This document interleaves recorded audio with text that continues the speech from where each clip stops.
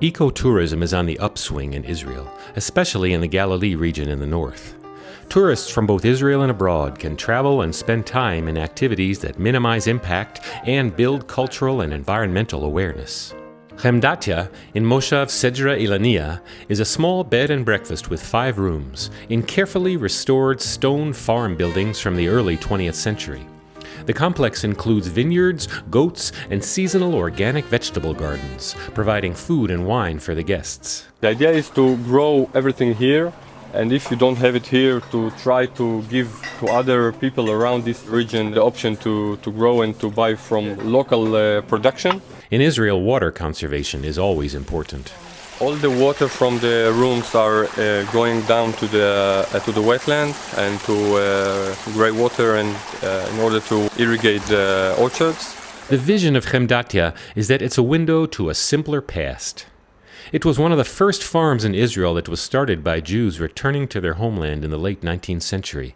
And Ben-Gurion, who later became Israel's first prime minister, spent time farming here. In his books, he said that the period that he was in Ilania, in Sedra, was the most beautiful in his life. When the current owners first came, the stone houses were in ruins and were meticulously rebuilt.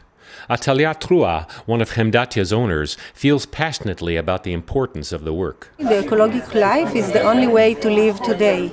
We have so many problems with the environment. I think this is the only way to start with small things, to start at your home and to do the right things for yourself and for the environment and for the next people, the next generation. Further north is Hula Valley and Lake Agmon, a bird-watching paradise.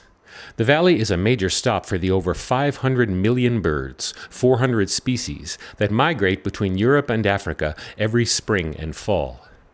Getting around on electric golf carts or bicycles, visitors can get tours of the restored wetlands by resident ornithologists. Israel, for the pelicans, is the very last good stop before they're forced to cross the eastern deserts of Africa. We actually brought back this area to the same function that the valley was in the life of the environment 60 years ago. This area used to be a great filter for the water across the valley to the way to the Kinneret. At a ringing station on the reserve, birds are caught and banded with a metal ring that indicates they were caught here. Each bird is measured and weighed, and the fat layers under the feathers on its neck are examined. There's a little bit fat in there, okay, we call it fat 1. This bird is not ready to migrate, but maybe in a week it will be. How does it feel to hold this tiny creature in your hand? You feel how big you are, how violent you are compared to these small, delicate creatures.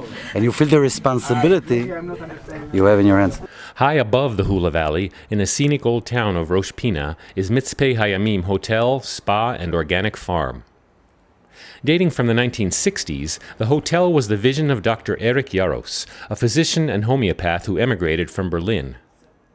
At Mitzpe Hiya we had an unforgettable and very fresh lunch in the vegetarian restaurant. Afterwards, we walked up the hill to the farm that supplies all the restaurant's seasonal vegetables, fruit, and dairy products. And we said hi to the cows, sheep, goats, and hens on the 28-acre farm.